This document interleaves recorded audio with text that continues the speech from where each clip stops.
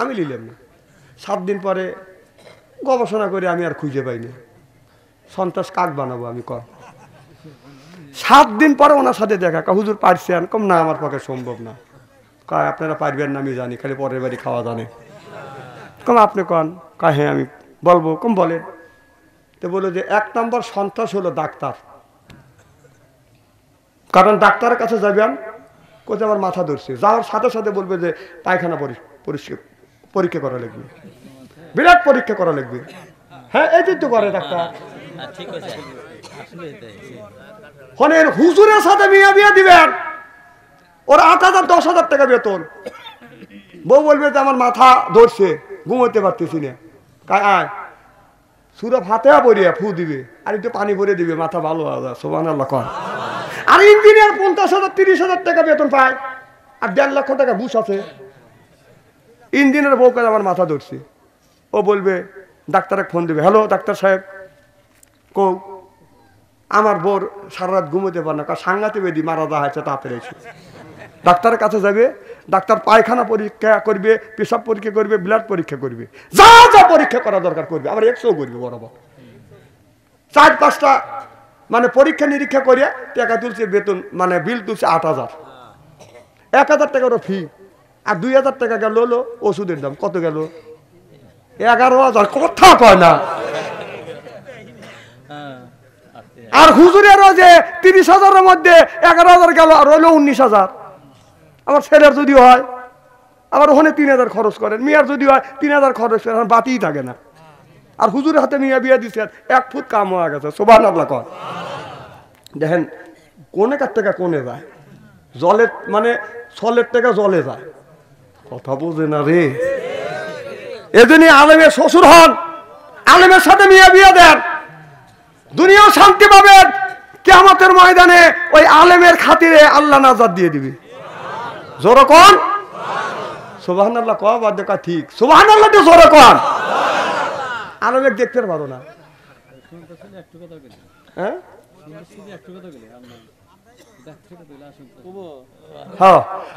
বলতেছে যে সন্ত্রাস 1 নম্বর সন্ত্রাস হলো ডাক্তার, সেটাই আমি বিশ্লেষণ করতেছি। 2 নম্বর হলো পুলিশ। কিভাবে? অজগবি কই তোর গাড়ি ঠেকা, লাইসেন্স দেখা, কয় যে লাইসেন্স, হেলমেট কয় যে হেলমেট, তোর পা শু কৌ, কয় যে শু আছে, কয় পায়ে মোজা কৌ, কয় মোজা তো আনি নাকি গরমের দিন, টাকা জরিমানা, নাহলে কেস দিয়ে হারছি। কথা কয় না। কয় 3 নম্বর, কয় 3 নম্বর হলো বক্তারা, হুজুররা। আমার এই জায়গায় সে লাগবে। হ্যাঁ আলেমের কথা বলছে, আলেম তো আমার ভাই, আমার কলিজে লেগে গেছে। কম যেমন কয় 50,000 1 লাখ টাকা মিটে লয়া আগে টাকা নিয়ে তাবা দেখা আসে। কথা কয় না। ওদেরকে জুতো দিয়ে পেটা দরকার, যেই কোলে জুতো দিয়ে পেটা দরকার। 8টা মুখে আমার ফাইটে যেতেছে, ফাটাই স্বাভাবিক। আমি বললাম আপনার বক্তা কি কমিটি? কয় আমাকে লেও, কয় না। তাহলে কমিটির আনা কিসের লেগে? কয় এটা কমিটির দোষ। কম তাহলে একটা জুতোর মারি বক্তাকে মারছিস, আর একটা জুতোর মারি এই কমিটি মার। কথা কয় না, কথা কয় আনিস কত না। ও আলম কিছু কয় না, দেখে নরম পাও। আমার ভাইয়ের আমার কি জানি বলতেছিলাম, মা বোনদের বলে মা স্বামী যেটা করবে মা ওইটার উপরে তুমি সন্তুষ্ট থাকবে। প্রত্যেকটা স্বামী বিয়ার পরে আপনার মা বাবাকে বাঁধন একসাথে রাখতে চায়। আর বউ শ্বশুর শাশুড়ি মা বাবা বলে মানেই নেয় না। আমরা যারা জামাই আছি স্বামী আছি, আমরা শ্বশুর শাশুড়ি কল মানিলে মা, আর শ্বশুরে বাবা বলে মানিলে, শাশুড়ি মা বলে মানিলে। আমরা 99% পুরুষ শ্বশুর শাশুড়িকে মা বলে মানিলে, আর বাংলাদেশের 99% মহিলা শ্বশুর শাশুড়ি মা বলে মানিলে না। কথা কয় না। আমরা তো চাই যে আমরা মা বাবার সাথে একসাথে জীবন কাটাবো। ও বউ খালি কয় আলাদা আলাদা, ওই পাম দেয় বোর মা আর বোর বোন, পুশিং মারে দেখে। আচ্ছা বইয়ের কথা শুনি কারা কারা, একটা হাত তুলে দেখান তো দেখি। ও যে একজন হাত উঠছে, বাপরে সোনা।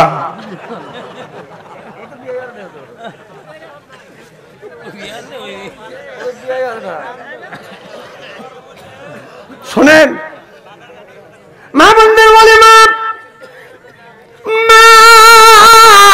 আপনার স্বামী যদি বাইরে যায় গো মা, বাইরে যদি যায় আপনার স্বামীর জন্য ওয়েট করবেন।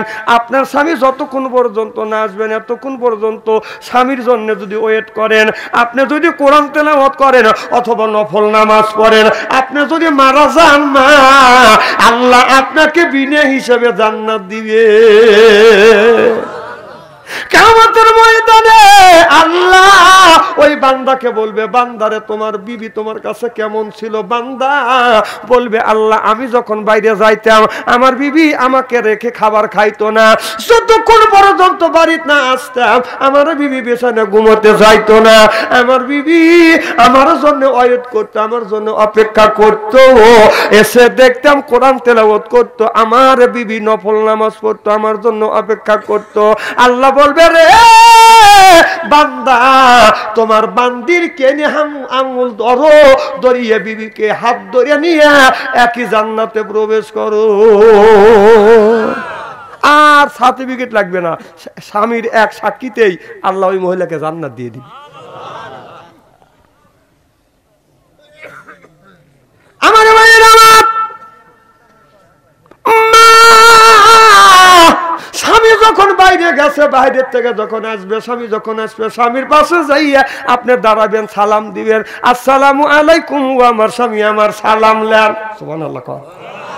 আমাদের বিবি সালাম দেয়, কথা কয় না। আমরা কি দেই? আজকে বাড়িতে যা বিবিকে সালাম দেবো, বলেন ইনশা।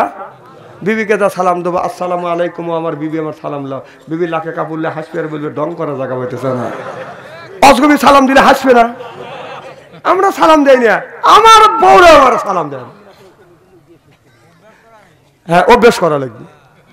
মা বন্ধুরা বলে, মা আজকে যখন স্বামী যাবে আপনার স্বামীকে দেখে আপনি সালাম দিবেন, আপনার রহমত নাযিল করবে কে? আল্লাহ। সুবহানাল্লাহ, একটু জোরে কান। এরপরে স্বামী যখন আসবে, মা বাইরে থেকে যখন আসবে, আপনার আচার আচরণ ব্যবহার দিয়ে আপনার স্বামীকে আপনি খুশি করবেন। আপনার স্বামীর জন্য যদি আপনি সাজুগুজু করেন গো মা, শুনুলেন পাউডার যদি দেন গো মা, আর কোন স্বামী যদি বিবিকে সাজুগুজু করবার জন্য সুনু পাউডার যদি কিনে দেয়, আপনার আল্লাহ রাস্তায় দান করা সওয়াব আল্লাহ মোল্লামায় লিখে দিবে। এটা হিসেবে নিবে না সাজুগুজু করার জন্য। এই জন্য বিবিকে সাজুগুজু করার জন্য যা যা কেনা দরকার এগুলি কিনে দেবো আমরা ইনশা। এরপরে স্বামী যখন বাইরে থেকে আসবে, বিবি স্বামীর পাশে যাবে, যাইয়া হাত পারে কম করে ধরবে। যখন হাত পারে ধরবে, আপনার ওই স্বামীর হাতের ফাঁকা দিয়া আল্লাহ সগীরা গুনাহ মাফ করে দিবে। কোনদিন পুরো হাত পারে ধরছেন? এই দেন ধরে নাকি স্যাক্রিফাইস করা লাগবে, হাত পেরে ধরতে হবে, সগীরা গুনাহ মাফ করে দেয়। সুবহানাল্লাহ। মুখের দিকে তাকাইয়া, স্বামীর মুখের দিকে তাকাইয়া স্বামী মন খারাপ করে আসবে, মন খারাপ করে আসার পরে আপনার আচার আচরণ ব্যবহার দেখে এই স্বামীর দুঃখ বেদনা যেন ভুলে যায়। স্বামীর পাশে দাঁড়াবেন, সালাম দিবেন, আপনি মিষ্টি মিষ্টি হাসি দিবেন।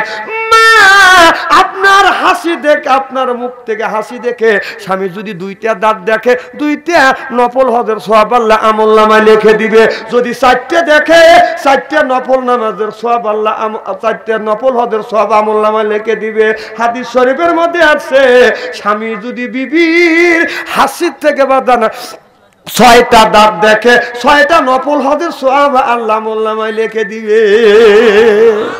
বাড়ি যা দেখেন যে 32টা বাড়ি কেটে বসে আছে, দেখো সওয়াব বাড়াই।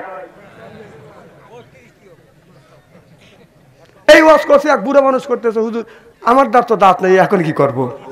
ওনারা দাঁত যখন আসলে তখন তো আপনি দেখছেন, এখন দাঁত না থাকলে আমি দাঁত দেবো কোত্থেকে? আমার আপনার ভালোবাসা দিয়ে, আপনার আদর দিয়ে, যৌবন দিয়ে যদি আপনি স্বামীকে যদি আপনি খুশি যদি না করতে পারেন, আপনার প্রেম ভালোবাসা আদর মোহাব্বত দিয়ে, যৌবন দিয়ে স্বামীকে যদি খুশি করতে না পারেন গো মা, আমার ওই আল্লাহকে আপনি কি দিয়ে খুশি করবে? সুবহানাল্লাহ জোরে কর। তাই স্বামীকে খুশি করতে পারতেছেন না, সেই বিশাল আসমানের মালিক আর জমিনের মালিক আল্লাহকে আপনি কি দিয়ে খুশি করবেন?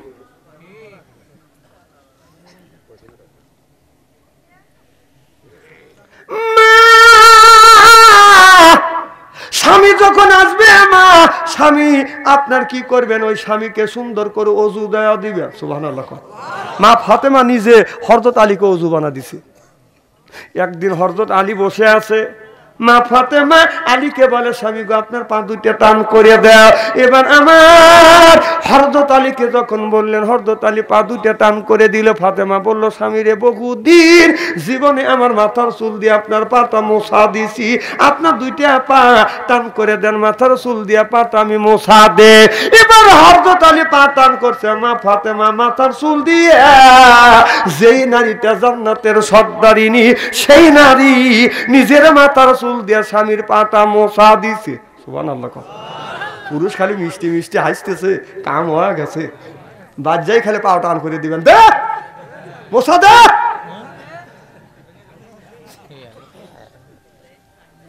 হ্যাঁ মা, একটু স্যাক্রিফাইস করেন, স্বামীর খেদমত করেন যদি জান্নাত পাইতে চান। স্বামী যদি বেজার হয় আপনি আল্লাহ জান্নাতে যেতে পারবেন না।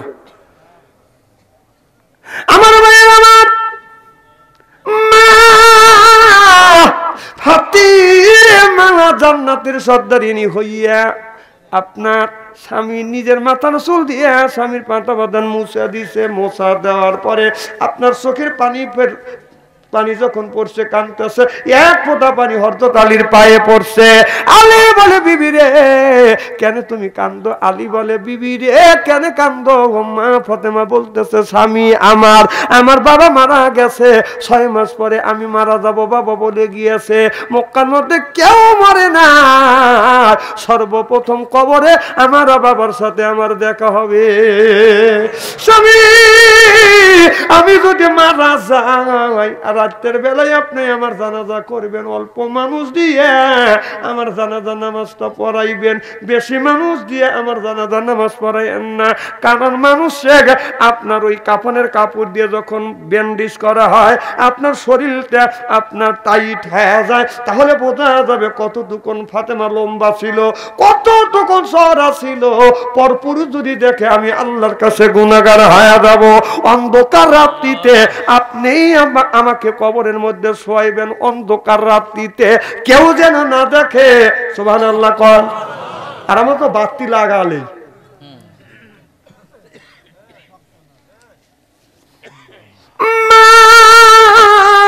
ফাতেমা মৃত্যুর পরে বাদন হযরত আবু যর গিফারিকে আলী যা দেখে বলে, ভাই আবু যর আপনি একটু গোরস্থানে যান। বলে, কেন গোরস্থানে যাব? কে মারা গেছে? বলে, আমার বিবি ফাতেমা দুনিয়ার থেকে বিদায় হয়ে গেছে। আমার ভাইয়ের, আমার আবু যর আপনার কবরস্থানে যাইয়া, গোরস্থানে যাইয়া বাদান জান্নাতে বাকিতে যাইয়া কবর বাদান খনন করছে। কবর খনন যখন হয়ে গেছে, লাশ আসে নাই বাদান রে বন্ধুগণ আমার। এবার আবু যর গিফারি কবরটা বাদান খনন করিয়া কবরের মধ্যে বাদান বইছে, বসিয়া কবরটাকে সুন্দর করে তুলিয়া, কবর খোনা শেষ হয়ে গেছে, কবরের মধ্যে আবু যর গিফারি বসিয়া ডেকে বলে, কবরের মাটি বল বল তোর কাছে কে আসবে? এ কবরের মাটি তুই কি জানিস তোর কবরের মধ্যে কে আসবে? হযরত আলীর স্ত্রী যারে বলা হয় শেরে খোদা আলী, সেই আলীর স্ত্রী ফাতেমা আসবে। কবরের মধ্যে থেকে আর কোনো বাদান জবাব আসবে না, আসলো না। এবার কবরকে ডেকে ডেকে বলতেছে, রে কবরের মাটি বল তোর কাছে কে আসবে? আল্লাহ নবীর বিটি ফাতেমা, যাকে আপনার যেই নারীটা জান্নাতের সার্টিফিকেট পাইছে দুনিয়ার থেকে, আপনার দুনিয়ার ভিতরে থেকে, দুনিয়ার ভিতর থেকে পুরুষ যেমন 10জন সার্টিফিকেট পাইছে, আসারা মুবাশশারা 10জন সাহাবীবাদন সার্টিফিকেট পেয়েছে জান্নাতের। দুনিয়ার থেকে জান্নাতের 10জন মহিলা জান্নাতের বাদন সার্টিফিকেট পেয়েছে। চিল্লাইয়া পান সুবহানাল্লাহ। আবু যর বলে, কবর রে মা ফাতেমা, তোমার কবরের মধ্যে আসবে, কার তার সাথে তুমি কি ব্যবহার করবা? কবর বাদান কোনো কথা বলেন না। কবর কি বাদান কথা বলে? দেখে বলে, রে কবরের মাটি, তুই কি জানিস কে তোমার কাছে আসবে? হযরতে হাসান হুসাইনের মা, যেই হাসান হুসাইন জান্নাতের সর্দার হবে, সেই হাসান হুসাইনের মা হযরত ফাতেমা আসবে। হাসান হুসাইন যুবকদের বাদান সর্দারিনী হবে। একদিন হাসান হযরত হুসাইন আমার নবীর কোলে উঠে বলতেছে, নানার সাথে বাদান কথা বলতে বলতে বলতেছে, নানা গো, তোমার মর্যাদা বেশি না আমার মর্যাদা বেশি? নবী কয়, আমার মর্যাদা বেশি। হুসাইন বলে, না না না না, আমার মর্যাদা বেশি। আমার নবী বলতেছে, তোমার মর্যাদা বেশি, তাহলে আমাকে বুঝাতে দেখি কিভাবে মর্যাদা তোমার বেশি। হুসাইন বলে, না না, ও না না, বলো তোমার বাবা কে?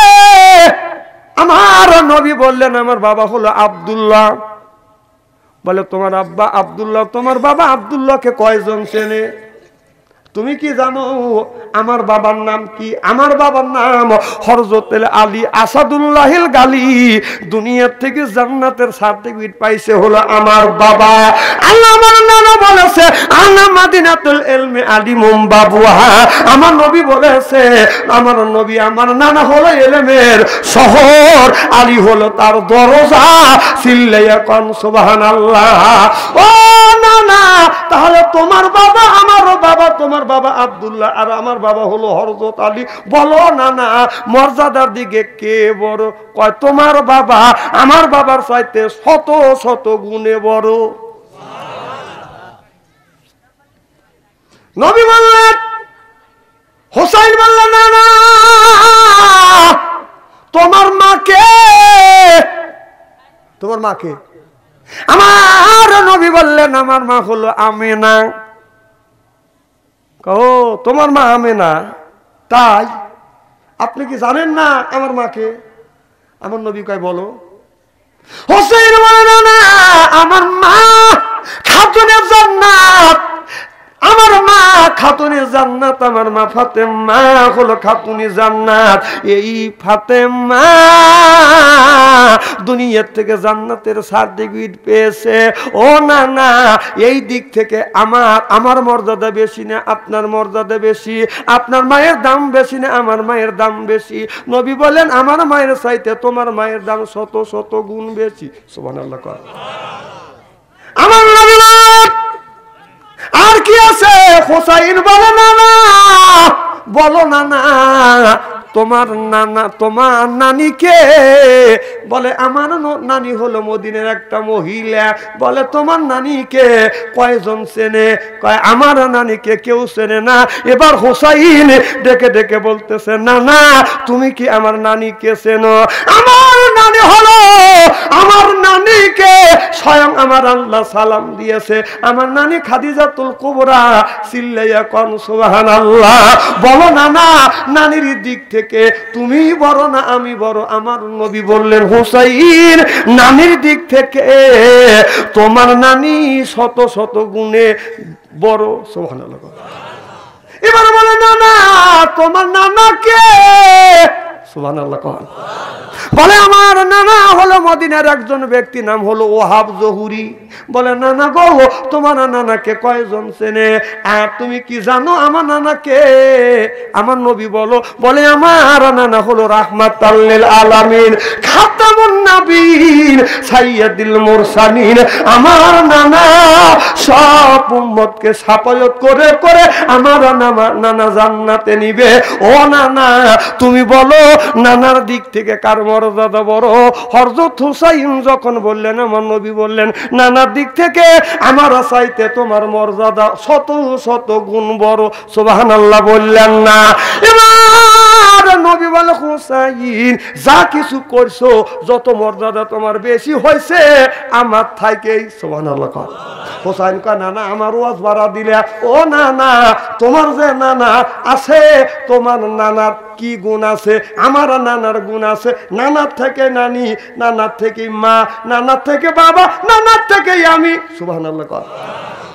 সেই ফাতেমা মারা গেছে আবু জার কবরকে ডেকে বলে কবর রে বল তোর কাছে কে আসবে?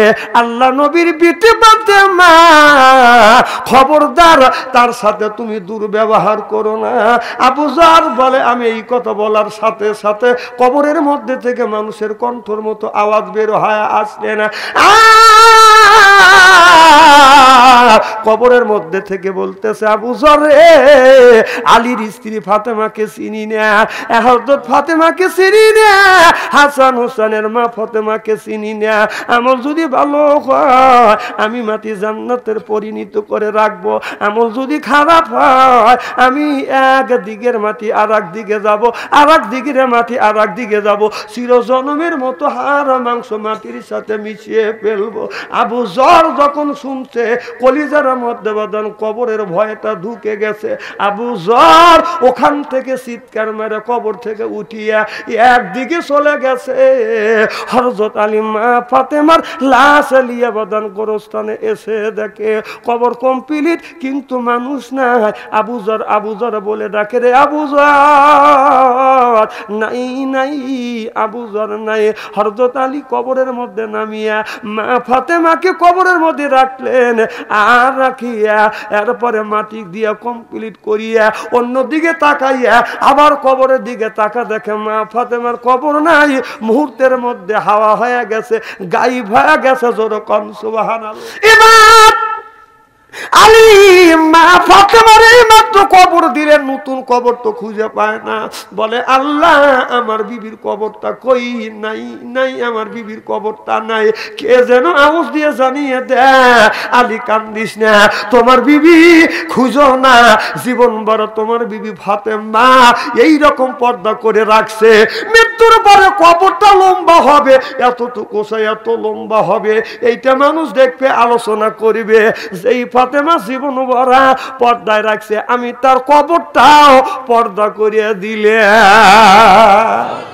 আলী বাড়িতে চলে গেলেন। আবু জারের আর খবর নাই।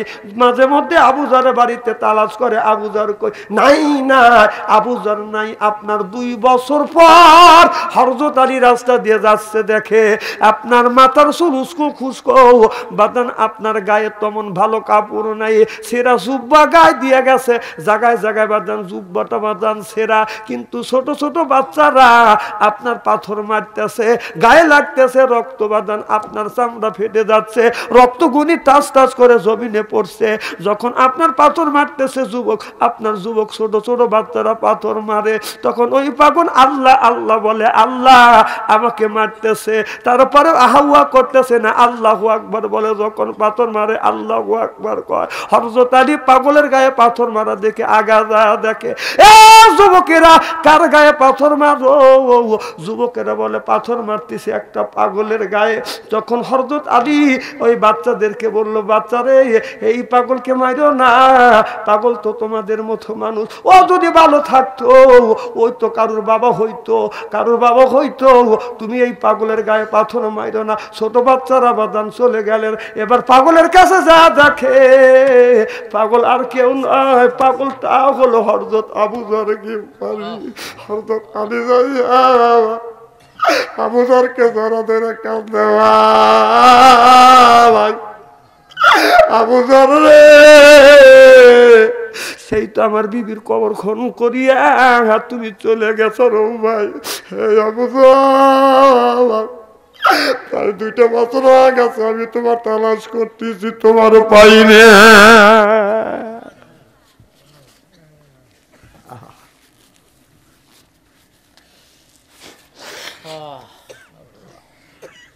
হযরত আবু যর আলীকে জোরে জোরে ধরে কান্দে, আলী রে আমি যা জানি তুমি তা জানো না, আমি যা শুনছি তুমি তা শোনো না। আমি তোমার বিবির কবরটা খনন করছি, এরপরে লাশটা আসা দেরি হয়ে গেছে, আমি কবরের মধ্যে বসছি।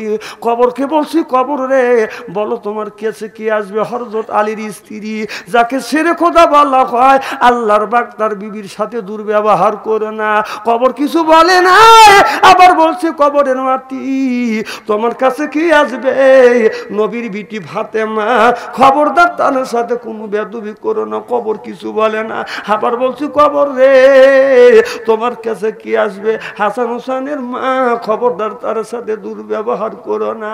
কবর কথা কয় না, আবার বলছি আল্লাহ নবীর বিটি ফাতেমা আসবে, তার সাথে দুর্ব্যবহার করো না। এ আলী, কবরের মধ্যে থেকে মানুষের কণ্ঠের মতো আওয়াজ বের হচ্ছে, ডেকে বলে রে আবু যর, হাসান হোসেনের মাকে চিনি না, ফাতেমাকে চিনি না, হযরত আলীর স্ত্রীকে চিনি না, আল্লাহ নবীর বিটিকে চিনি না। আমার যদি ভালো হয় আমি মাটি জান্নাতের পরিণত করে রাখবো, আমার যদি খারাপ হয় আমি একদিকের মাটি আর একদিকে যাবো, চিরজন্মের মতো হাড় মাংস মাটির সাথে মিশে ফেলবো। এ ভাই আলী, ওই দিন থেকে আমার ভিতরে এমন ভয়, আমি আবু যর, আমাকে তো কবর জানবে না। এ আলী, আমার জীবনটা এইভাবে কাটা দিব। ও বাজান, কিছুক্ষণ পর হযরত আবু যর আত্মা ফাইদে বাজান মারা গেলেন। চিল্লাইয়া কোন মারহাবা। আমার ভাইরা, আমার মা বোনেরা, এই জন্য আমল করতে হবে গো মা। ও মা, নেক আমল ছাড়া আল্লাহর জান্নাতে যাওয়া যাবে না। এ ভাইজান, মা বাবার কথা আমি বলতেছিলাম। আমার এক মা ছিল গো বাবা, আমি তুই একটা মায়ের সন্তান বাবা। ও বাবা, আমার মা 112 বছর বাদান জীবিত ছিল। আমার বাবা 97 বছর পর্যন্ত জীবিত ছিল। আমার বাবা মৃত্যুর পরে দীর্ঘদিন আমার মা বেঁচে আছে। আমার মা 112 বছর বয়স বাবা। আমার মা দীর্ঘদিন বাদান বেছানায় 3 থেকে 4 বছর বাদান অসুস্থ ছিল। আমার মা বেছানা পরে বাদান পায়খানা করতো, বেছানা পরে বাদান প্রসাব করতো। আমার বিবিকে বলছি, বিবি রে তোমার তো মা মারা গেছে, আমার তো মা, এটাও তোমার মা। বিবি রে, আমার মা বেছানা পরে পায়খানা করে, আমি পরিষ্কার করব। আমার মা প্রসাব করে, আমি পরিষ্কার করব। আমার বিবি যা বলে, স্বামী রে তোমার যদি মা হয় আমারও তো সে মা। আল্লাহর কসম করে বলতেছি, আমার বিবি বলেছে, স্বামী রে যতদিন পর্যন্ত আল্লাহ তোমার মাকে হায়াত দিবে, আমরা দুইজন মিলেমিশে তোমার মারা পায়খানা পেশাব পরিষ্কার করব। আল্লাহর কসম করে বলতেছি, আমি কোরআন শরীফ শুয়ে কসম করে বলতে পারি, এই হাত দিয়ে দীর্ঘদিন মার পেশাব আর পায়খানা আমি পরিষ্কার করছি। আমার মা আমারে বলতে বেটারে, তুমি আমার পায়খানা পেশাব পরিষ্কার করো, তোমার কি গন্ধ লাগে না?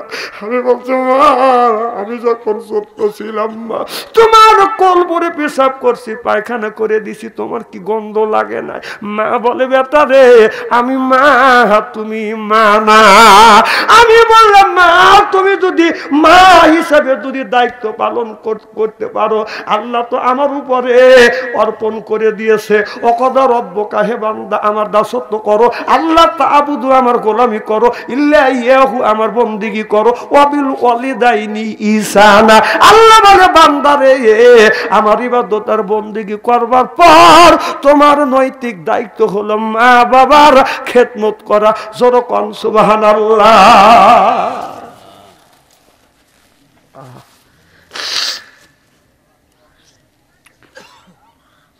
আমি হাত দিয়ে আমি আমার মা